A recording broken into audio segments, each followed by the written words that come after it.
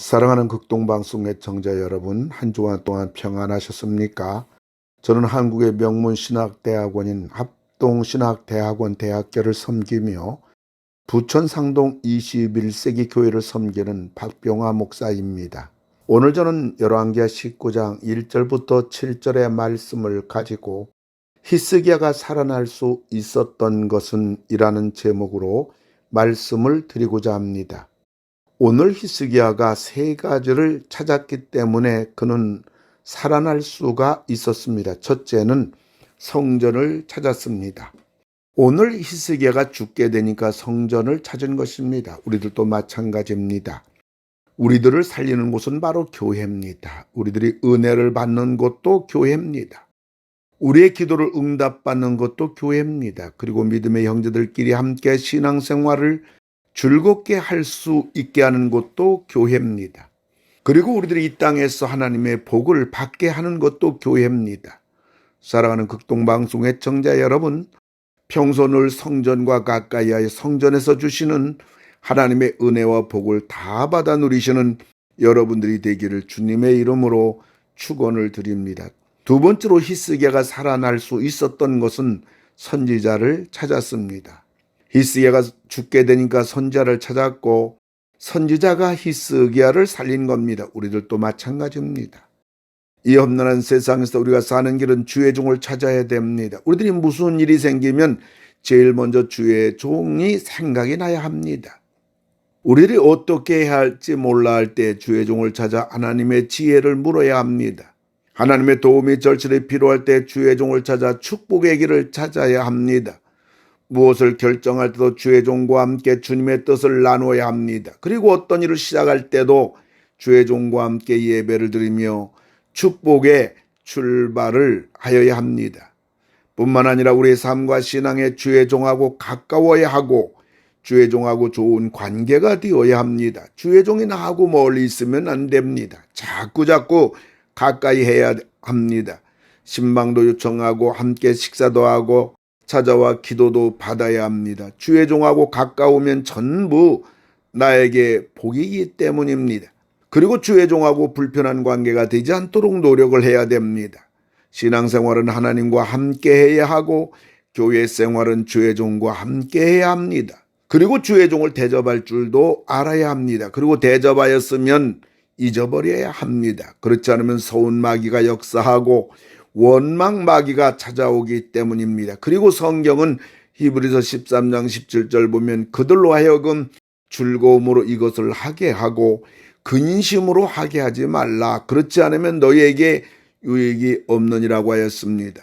주의 종의 근심은 다른 것이 아닙니다. 저렇게 예수를 믿으면 안 되는데, 저렇게 교회 생활을 하면 안 되는데, 기도하면 될 텐데 기도 안 하고 왜 고생하나? 순종하면 복 받을 텐데 왜 순종하지 않을까? 주님 앞에 물질로 심어야 하는데 왜 저렇게 하나님 앞에 인색할까? 직분을 받았으면 직분자답게 신앙생활을 해야 할 텐데 왜 평신도만 못할까? 이럴 때 주의 종이 근심이 되는 겁니다. 그러면 유익이 없는 겁니다. 히스기야가 살아날 수 있었던 것은 크게 세 번째로 기도를 찾았습니다. 그런데 히스기야의 기도를 보면 몇 가지 특징이 있으며 첫째가 성전의 기도입니다. 성전에서 기도했다는 말입니다.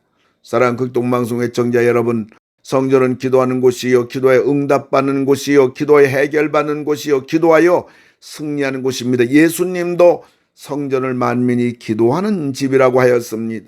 여러분이 살아가면서 무슨 일을 만날 때 주저하지 말고 교회 나와서 기도하여 다 응답을 받고 해결받으시는 여러분 되기를 주님의 이름으로 축원을 드립니다. 그리고 히스기야의 기도는 함께하는 기도였습니다. 먼저 주의 종 이사야와 함께하는 기도였습니다. 그리고 히스기야는 왕궁의 책임자들과 장로들과 함께 기도를 하였습니다. 함께 기도할 때 큰 역사가 일어나는 것입니다. 마태복음 18장 19절 20절을 보면 실로 다시 너에게 이르노니 너희 중에 두 사람이 땅에서 합심하여 무엇이든지 구하면 하늘에 계신 내 아버지께서 그들을 위하여 이루게 하시리라. 두세 사람이 내 이름으로 모인 곳에는 나도 그들 중에 있느니라. 아멘. 히스기야의 기도는 함께하는 기도였습니다. 그리고 히스기야의 기도는 주어진 상황을 낱낱이 하는 기도였습니다. 14절 보면 히스기야는 현재 주어진 이 절박한 상황을 하나님께 있는 그대로 낱낱이 기도했습니다. 하나님이 받으시는 기도는 진실한 기도에 귀를 기울이시는 분입니다. 그리고 히스기야의 기도는 네 번째 응답받기까지 기도했습니다. 히스기야는 하나님 앞에 살려달라고만 기도했는데 새벽에 조용해서 나가보니 하나님의 천사들이 하룻밤 사이에 18만 5천 명을 죽여버린 것입니다. 하나님이 하시면 간단합니다. 기도하면 간단합니다. 그리고 히스기야의 기도는 다섯 번째 본인이 기도했습니다. 신하들 시키지 않았습니다. 기도만큼은 히스기야 본인이 한 겁니다. 기도는 본인이 해야 하는 겁니다. 우리 가정에서 그 누가 기도하기를 바라서는 안 됩니다. 내가 기도해야 되는 것입니다. 히스기야의 기도는 여섯 번째로 구한 것보다도 응답을 받았습니다.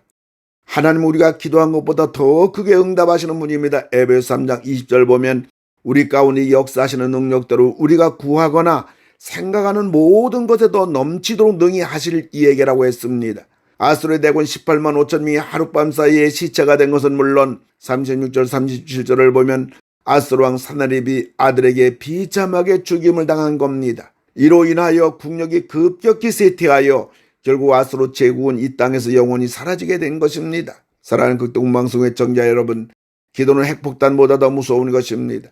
기도는 어떤 문제라도 전부 해결하는 힘이 있습니다. 기도는 우리가 구한 것보다 10배, 100배 복이 되는 것입니다. 하나님 유일주의가 우리의 신앙이라면 기도 유일주의는 우리가 사는 길입니다. 오늘 저는 여러분에게 록펠러 가문 이야기를 함으로 말씀을 맺고자 합니다. 록펠러는 33세에 백만장자가 되었고 43세에 미국의 최대 부자가 되었습니다. 어느 기자가 그에게 질문했습니다. 회장님의 성공 비결은 무엇인가요? 그러자 그는 생각할 겨를도 없이 우리 어머니 엘리자의 신앙 유산입니다라며 어머니의 십계명을 소개합니다.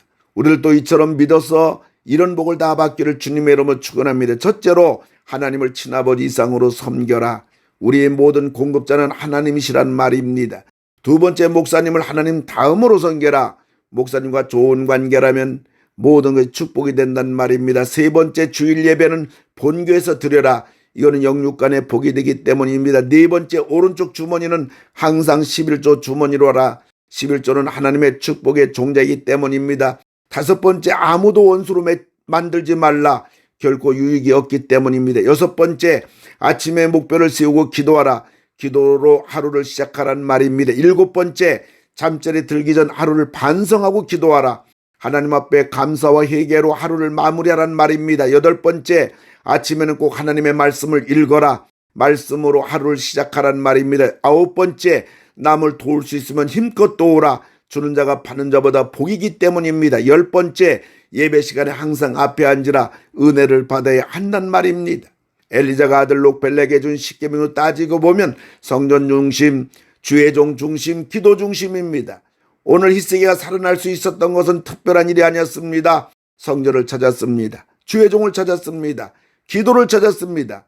원하기는 히스기야처럼 성전을 통하여 주의 종을 통하여 기도를 통하여 이 땅에서 멋있게 승리하시고 하나님의 복을 많이 받으시고 하나님 나라에 가서 영원한 멸류관까지 받으시는 여러분들이 모두 되시기를 주님의 이름으로 축원합니다. 하나님 아버지, 히스기야처럼 신앙에서 불신앙에 빠져 낭패와 절망과 탕자와 같은 생이 되지 않게 하시고 우리 늘 성령을 중심으로 신앙생활을 주의 종을 중심으로 말씀의 가르침을 그리고 기도를 중심으로 응답받는 영광스러운 감격의 신앙인이 되게 하여 주시옵소서. 예수님의 이름으로 기도를 드리옵나이다. 아멘.